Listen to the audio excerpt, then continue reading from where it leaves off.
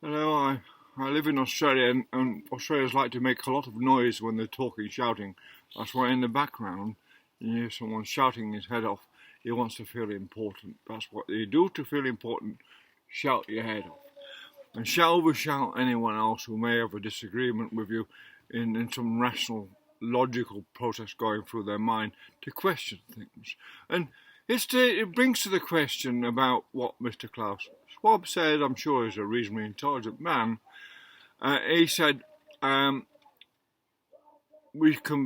will have nothing and be happy. Well, my father told me that over and over again, always be happy with what you've got, no matter what your circumstances are. Always be happy with what you got, because it can get worse. And everyone knows that. Everyone knows it can get worse. But the challenge for Mr. Schwab is to put his money where his mouth is. And all his entourage are going along with this idea you can be happy and own nothing, are not setting the fine example they ought to set if they want to be leaders, because real leaders in this want to own nothing and be happy. I don't know, maybe they're all sort of closet Buddhists or something like that. Taoist priests, who knows about these people, what they really are into, it's difficult to tell. But the idea you can own nothing and be happy, although obviously extremely true, because you've got Aboriginals living in Australia still getting around with not very much, and they're relatively happy, as long as they're not on the alcohol and not being chased down by white people and all that, they're very happy. And you go to places like Africa and Amazon jungle, people happiness is a strange word to use, though. Happiness looks like you're going to be hypnotised and you're going to all walk around like zombies with a sort of a pleasant smile on your face and nothing much in your head.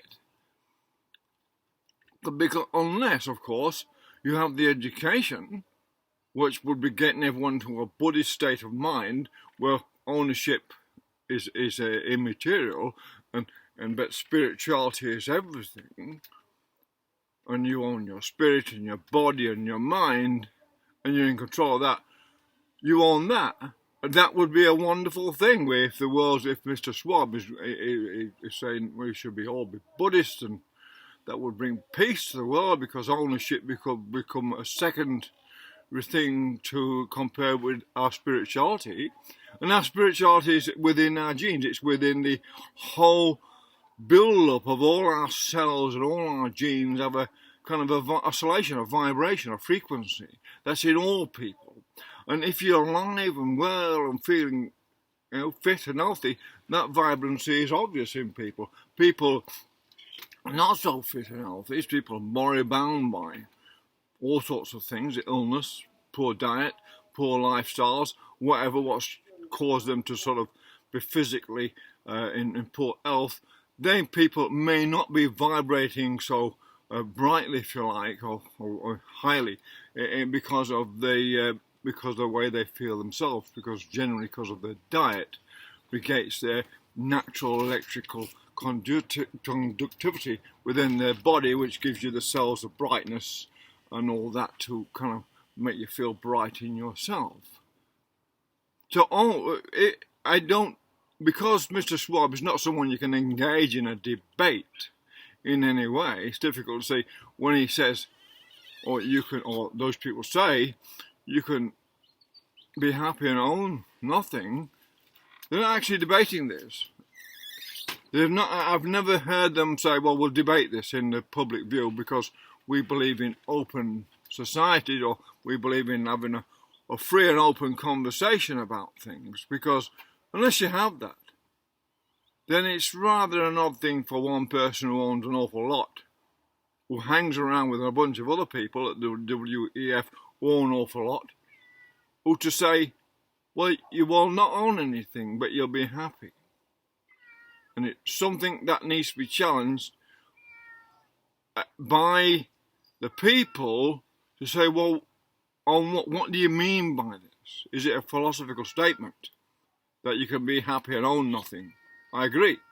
But if it's going to be somehow coerced and forced to be into that situation where you've got no control over anything at all, and that should make you happy, then it's a very ingenuine statement by someone who is not being completely honest, is being completely honest in the world, but not completely honest about the actual intention. Because if he came out and said, well, you're going to be happy because you're going to get a really good education on moral principles, which then gives you a guide through life that then allows you to behave without signing any contracts, without being forced or coerced by any way, just by your own behaviour.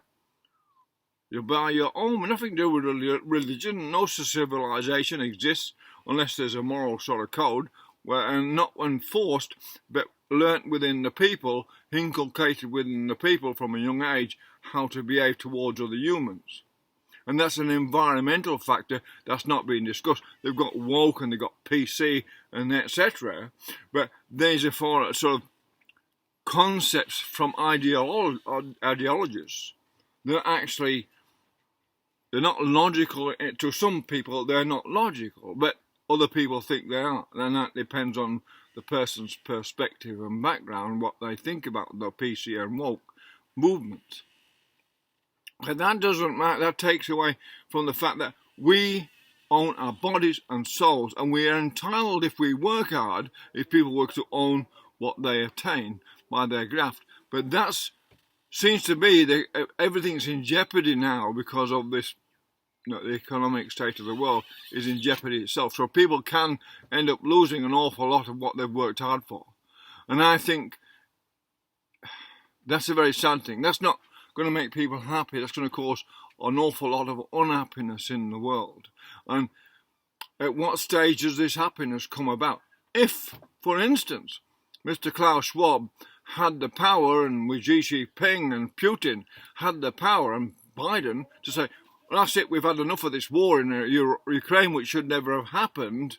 We're going into a more peaceful world. We're going to disarm and not keep threatening everyone with nuclear weapons. Then everyone would be happier whether they own something or not. The state of happiness is what? Threatened by a nuclear war right now between major powers. Who's happy? You can get out of it, switch the news off, which I recommend, switch the news off, switch TV off, get rid of away from all media, so you know what's going on. And then you might find in this period that you become happier, regardless of what's going on. It's not about ownership anymore, anyway. It's about not being, it's what's going through, how you conduct yourself through the day, what you do to divert your attention away from all the negativity what's in the world, and the fears from the statement that you should own nothing and be happy. That's not explained in a philosophical sense that should enlighten anyone to the true intent of that statement. And until Mr. Klaus Schwab is brave enough to explain himself in a more philosophical sense what he means by that, then he must be taken with a pinch of salt, whether he likes it or not. He's got this massive, obviously he's got massive power. But the power, has he got a power to change his mind? Has he got a power to change his mind about how it all works? Have these people got any power at all? Has Putin got any power at all, other than weapons? Have Xi Jinping got any power at all? Have any of these people got any power at all, other than coercion? Because philosophical persuasion must be more powerful in the end, right now, than all these arms and threatening the human race with nuclear annihilation or whatever they're doing. Because in the end, that endangers, no one will have anything. I don't care how rich and powerful people are. In the end, the conflagration caused by out-and-out war leaves everyone with nothing worth having but misery.